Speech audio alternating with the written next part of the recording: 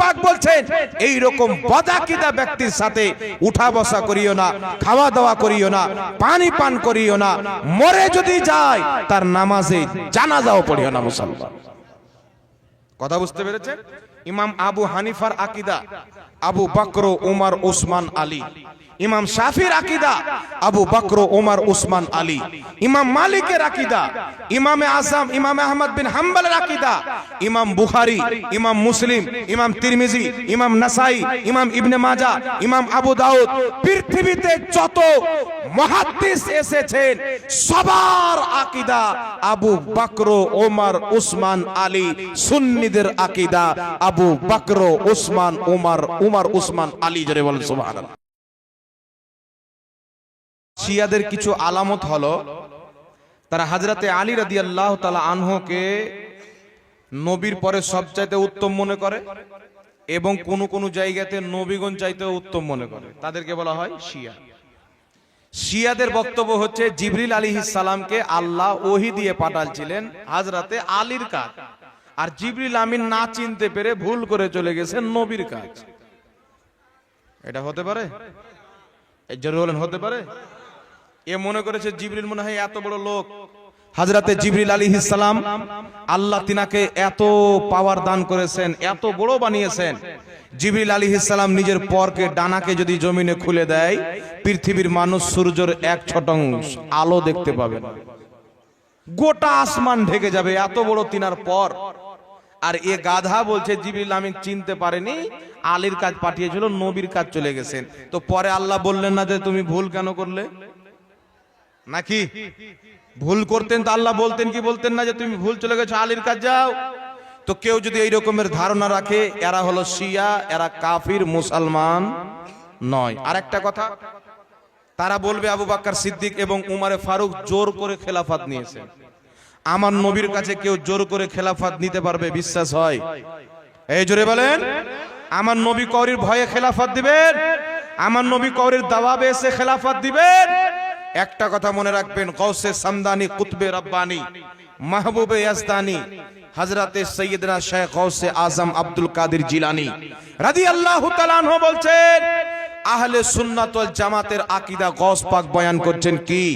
গৌসে আজম লিখতেছেন সিররুল আসরার ওয়া মাযহারুল আনওয়ার, এই কিতাবের মধ্যে লিখতেছেন কি লিখছেন?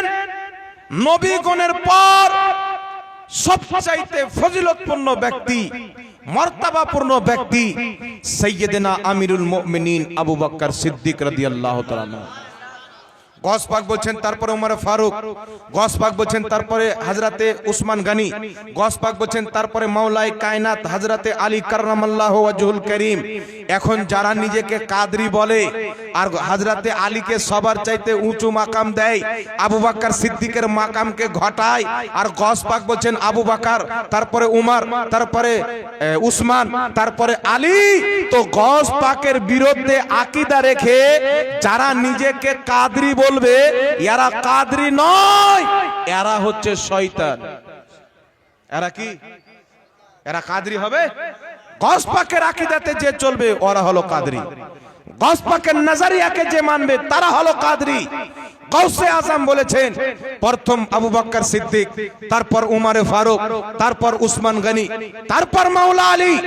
এই জন্য আহলে সুন্নাত ওয়াল জামাত আমরা সুন্নি কাদরি মুসলমান, ওটাই আকীদা রাখবো যেটা আমাদের তরিকার ইমাম গৌসে আজম দিয়েছেন। জোরে বলেন সুবহানাল্লাহ।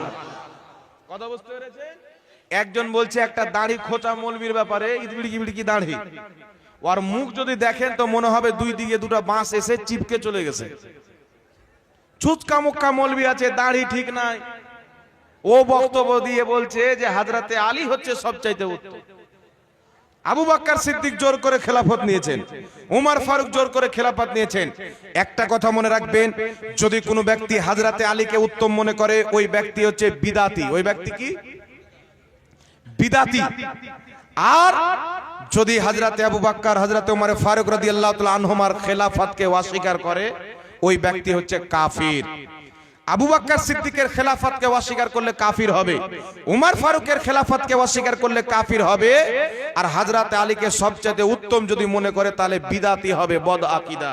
আর বদাকিদার ব্যাপারে রাসূল পাক বলেছেন ওয়ালা তু আকিলুহুম ওয়ালা তু শারিবুহুম ওয়ালা তু জালিসুহুম ওয়ালা তু নাকিহুহুম।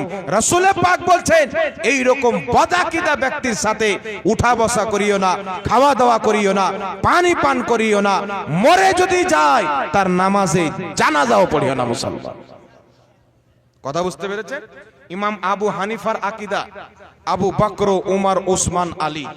ইমাম শাফির আকীদা আবু বকর ওমর ওসমান আলী।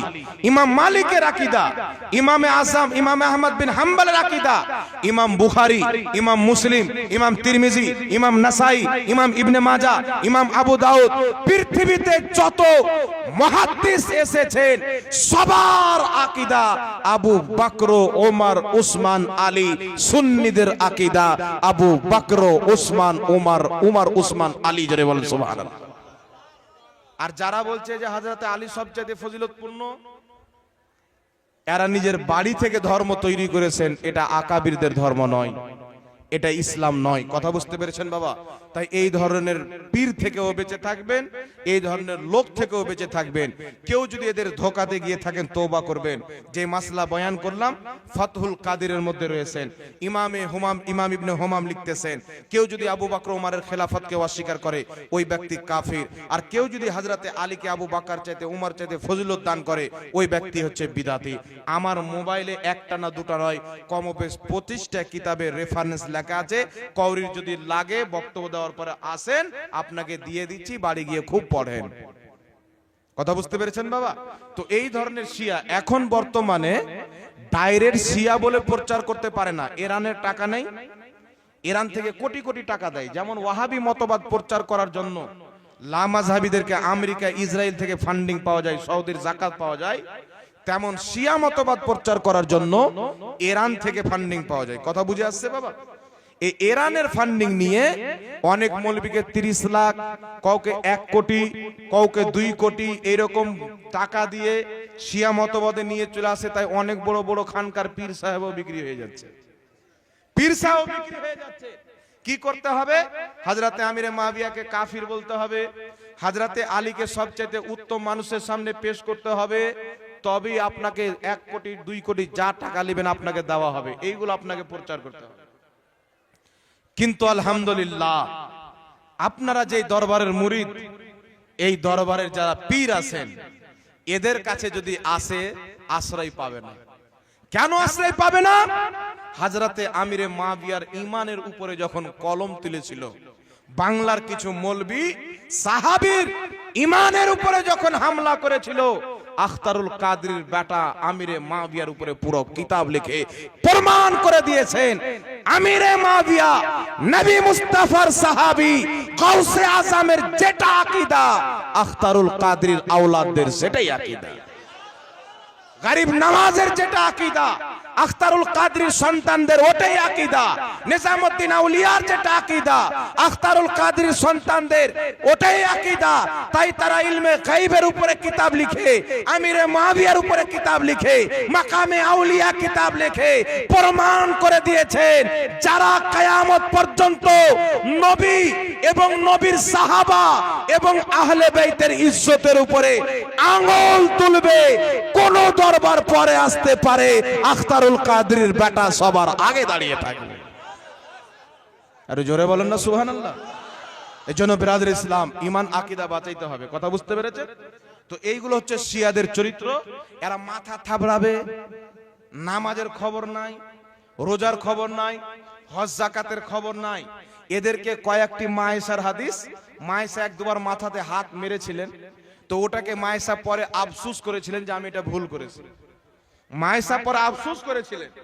এই হাদিসকে নিয়ে মানুষের সামনে কিছু জোহলা মৌলবী পেশ করে, যার দাড়ি খোঁজ দাড়ি, এই খোঁজ দাড়ি যার থাকবে ওকে বলা হয় ফাসিক।